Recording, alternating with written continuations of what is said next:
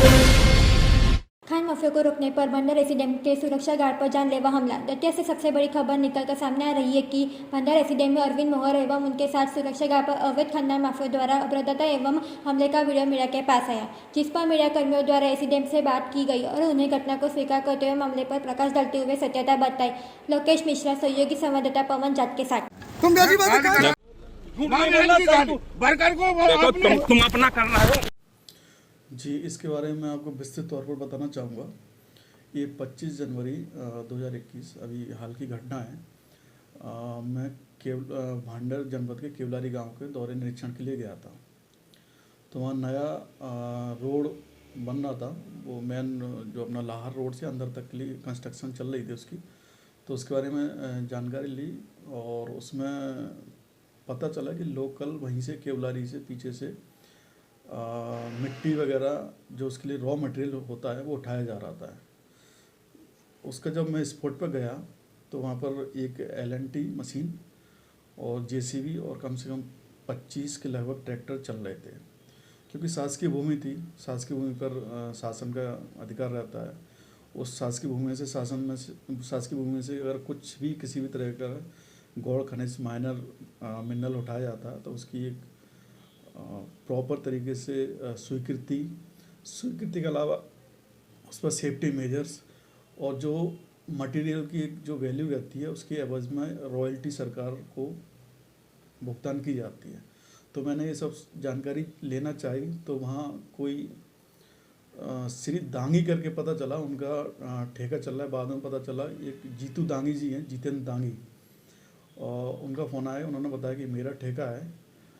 और जब मैंने स्पॉट पर कागज़ जानकारी चाहिए तो उनके पास कुछ भी ऐसा बताने लायक नहीं था जिससे लगे कि वो एक वैध तरीके से खनन का काम कर रहे हैं।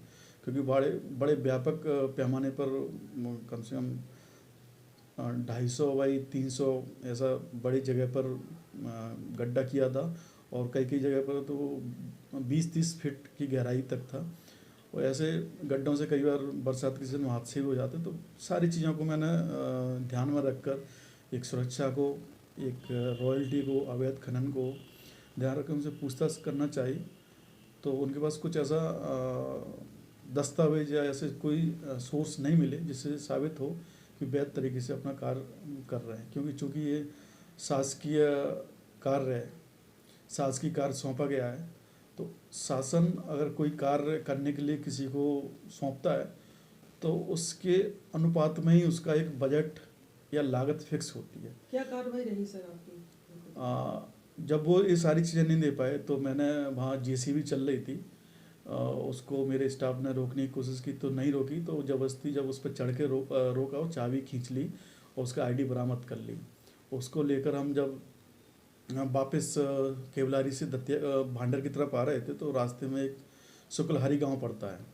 शुक्लहरी के बाहर आते ही एक UP 93 नंबर से स्कॉर्पियो गाड़ी थी जिसमें 2 लोग थे, एक ड्राइवर था उनका, वो उसका नहीं बारे में पता, लेकिन 2 लोग थे। उनका नाम मुझे पता चला, बाद में जानकारी निकाली।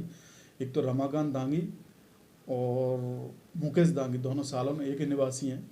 दोनों ने अपनी स्कॉर्पियो का वाहन मेरे गाड़ी के रास्ते में आड़ा करके रोका और अभद्रता और उत्तेजना के साथ मेरी तरफ आते हुए बोले कि चाबी हमें यहीं चाहिए। चाबी लेने की कोशिश की। जब मेरे स्टाफ ने उनको रोकने की कोशिश की तो उनके साथ हाथापाई, मारपीट की धमकी दी, गाली गलौज की, मेरे खिलाफ भी उन्होंने अपशब्द बोले। और जब इसकी एक मेरे स्टाफ था सौरभ सेंगर, उसने इसकी वीडियो फुटेज लेनी चाहिए तो मैंने 1-2 सेकंड के उसने वीडियो ले पाया तो उसने मोबाइल छीन लिया। उससे छीना झपटी में उसके हाथ में भी खरोंच आई है। और जब ऐसा मोबाइल छीनने के बाद भी वो संतुष्ट नहीं हुआ तो उसने, जब उसको पता चला कि मेरी वीडियो रिकॉर्डिंग नहीं हो रही है, तो उसने मेरे गाड़ी की वाहन की तरफ आके वाहन का गेट खोला और मेरे से चाबी जबरदस्ती करके लेने की कोशिश की। जब ऐसा मौका हुआ तो मेरे जो सुरक्षा गार्ड थे श्री सरदार सिंह यादव, उन्होंने उसको रोका और बड़ी मुश्किल से उनको रास्ते से हटाया। तब गाड़ी में अपना ऑफिशियल शासकीय वाहन लेकर अपने ऑफिस पहुंचा। तुरंत मैंने SDOP को और थाना प्रभारी को कॉल किया। और चूँकि उसमें एक जो रमाकांत दांगी है उसके बारे में बाद में पता चला है कि वो पंचायत टोरी का पंचायत सचिव भी है। तो ये बड़ा शर्मनाक और खेदजनक और विडम्बनापूर्ण है कि एक शासकीय कर्मचारी उसके जो एक कार्यालयीन औपचारिक दायित्व रहते हैं वो भूल गया और अवैध खनन माफिया और अवैध भू माफिया के तौर पर वो कार्य करता है।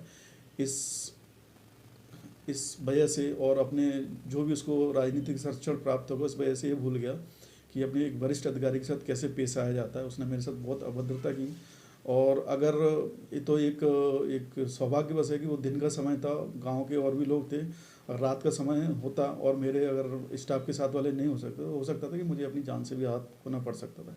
क्योंकि आप भी सभी जानते हैं जो खनिज माफिया या भू माफिया रहते हैं, इनके साथ में जो भी गुर्गे चलते हैं हमेशा हथियारों से लैस चलते हैं। अंधेरे का फ़ायदा उठाकर मेरे साथ ऐसी घटना भी घट सकती थी। तो मैं तो अपने भगवान को ही एक धन्यवाद अदा करूंगा कि मेरी उस दिन जान बचा के मैं अपने वापस ऑफिस में पहुंचा और मैंने तुरंत कार्रवाई करने हेतु संबंधित विभाग, जिला पंचायत सीओ और थाना प्रभारी को इसके लिए मैंने आवेदन किया प्रतिवेदन के साथ में, जिसमें पटवारी का पंचनामा और जो मेरे स्टाफ के थे उनके बयान करके संलग्न करके दोनों को भेज दिए।